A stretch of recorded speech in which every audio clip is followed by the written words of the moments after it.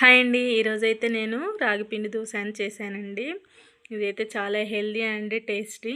దీనికోసం ముందు రోజు నైటే నేను ఒక గ్లాసు రాగులు, అలాగే ఏ గ్లాస్తో అయితే రాగులు తీసుకున్నానో అదే గ్లాస్తోని పొట్టు మినపప్పు తీసుకున్నానండి. వీటిని వేరు గిన్నెలలో నానబెట్టుకోవాలి.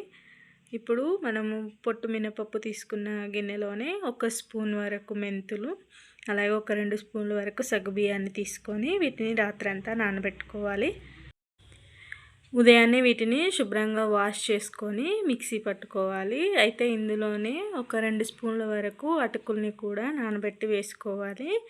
వీటన్నింటినీ మనకి దోశ కన్సిస్టెన్సీ వచ్చేలాగా మిక్సీ చేసుకోవాలి.